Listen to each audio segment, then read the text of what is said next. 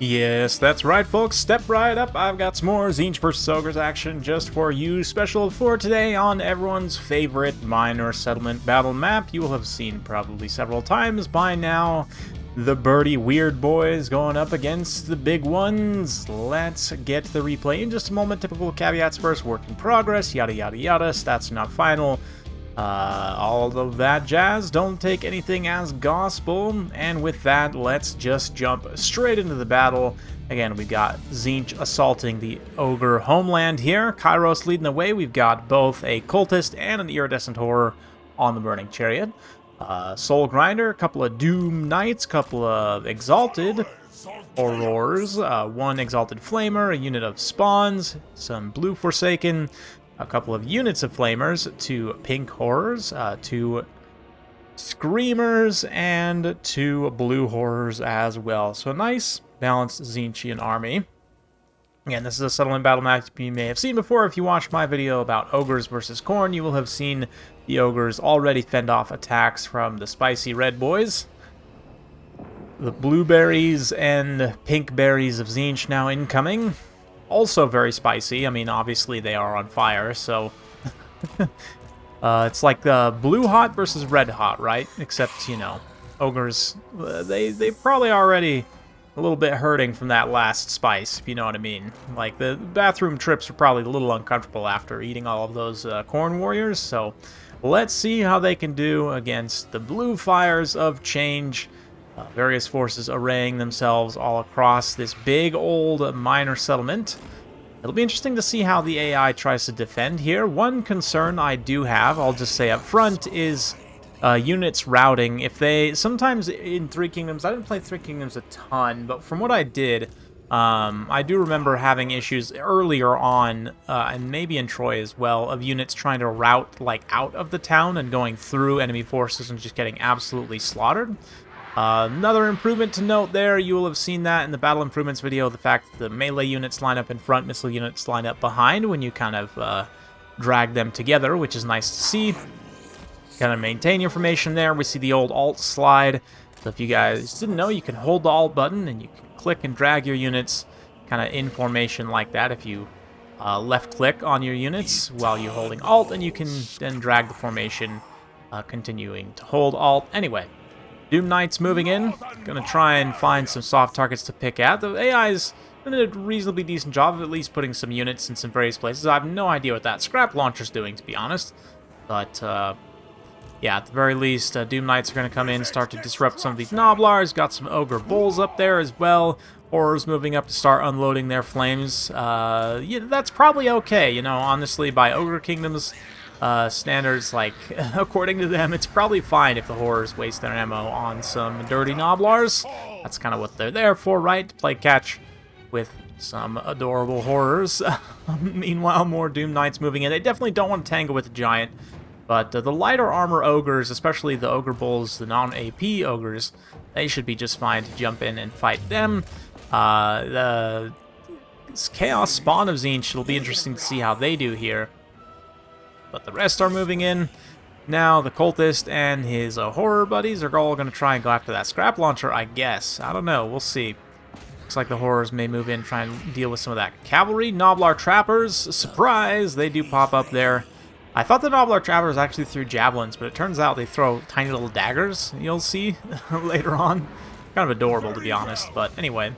The Doom Knight's doing a good job of just kind of disrupting here, annoying, keeping these ogres tied up, not able to reinforce other positions. It does look like the AI's building a barricade there. Again, not really sure about that placement. I think the best thing to teach the AI, so to speak, if you want to call it that, to do in terms of settlement defense, I would think would be to build towers. There they are building a catapult tower, it looks like, so that's nice.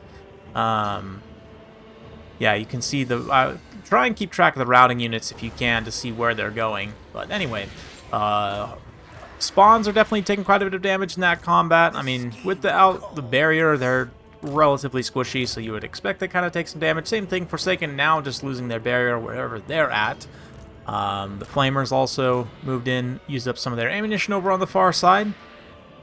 horrors moving in. Doom Knights and horrors still combining to break some ogres there. It's taking them some time, but the ogres are just about gone. Now, I love the sounds for the horrors too. They sound appropriately vile and adorable, I have to say. Like evil little minions. Ah, man. Punting minions sounds like such a good time. Anyway. More towers there. That's actually a pretty good tower placement, I have to say, right in sort of the main capture area. That one will probably prove pretty successful. Man-eater pistols and the lead belchers just standing and shooting with TZEENTCH. It looks like they're doing a pretty good job, considering there's two of them against all of these missiles, right? Man-eater pistols are taking the brunt of the damage right now. Haven't really taken too much, and especially considering they're getting warp flame on contact as well from the flamers, right? So that all of this flaming magic damage doing a little extra. But oh man, look at the magic missiles going up in an arc. I don't know if I've ever seen that before. That's really interesting. Does kill a couple of models of the lead belchers there. Meanwhile, TZEENTCH breaking through. I do, again, I'm a little bit worried that the AI's kind of got its forces too spread out, too piecemeal here, and because the settlement battle map, although it's awesome and massive, that size may prove difficult for the AI to deal with, to get their units in the appropriate position. You can see there, like, the Saber Tusks look like they want to go over on the far side, but anyway. Yeah. Ogre Cavalry getting a nice charge into some horrors there. The Ogre Cavalry there. Screamers just kind of sitting on station, waiting for them to make a move. Both units kind of just mirroring each other. But again, the ogres, you see how they kind of route like out of the city, like through the TZEENTCHian troops? I mean, I guess there's nowhere for them to route to in like old Total War historical titles. The units would route towards the center capture point, right? And I think, you know, that's one possible way of doing it here, although that comes with its own set of issues potentially. It's just anytime that the route pattern is predictable, you can easily sort of zone units and chase them with relatively little risk. But anyway, that's a discussion for another time.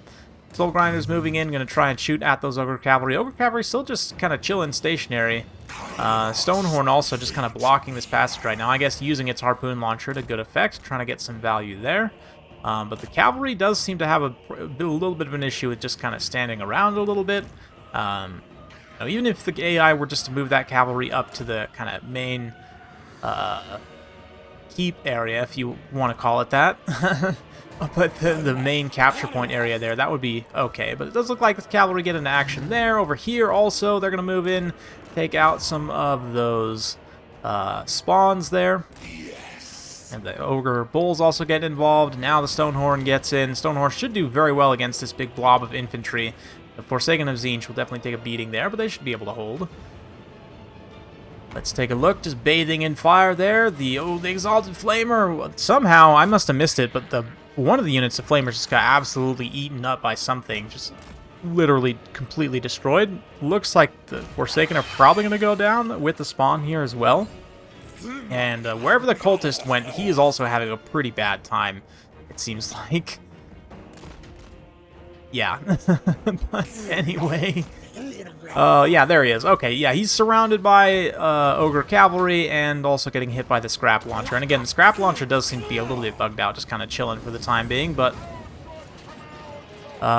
looks like the Iridescent Horror going to come in, try and bail out the Cultist. The Cultist also could summon a unit of Horrors, of course, to try and support himself here, but...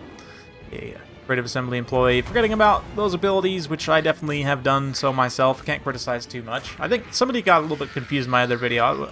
I was being a little bit cheeky about, you know, campaign-only players. I should clear it up. I was trying to make fun of multiplayer elitists who sit in the comments and are like, oh man, such a bad player, such bad builds.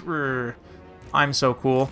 And sort of make fun of the campaign-only players and denigrate them for not having skills or whatever, which I think is quite silly. You know, whatever way you want to enjoy playing this game, you paid for this game, you are well within your rights to enjoy it however you please, whether that's to, you know, cheese legendary AI, whether that's to play on easy and just go tourist mode, whether that's to download 1.5 million mods, play multiplayer, you know, whatever you want to do. It's your game after you've bought it. You do whatever you want with it. And that's, you know, I will always support that. Anyway. Yeah, you can see here the TZEENTCH Knight's doing a good job of, again, just hitting and running, disrupting. I do think they're going to be a pretty nice unit in that role.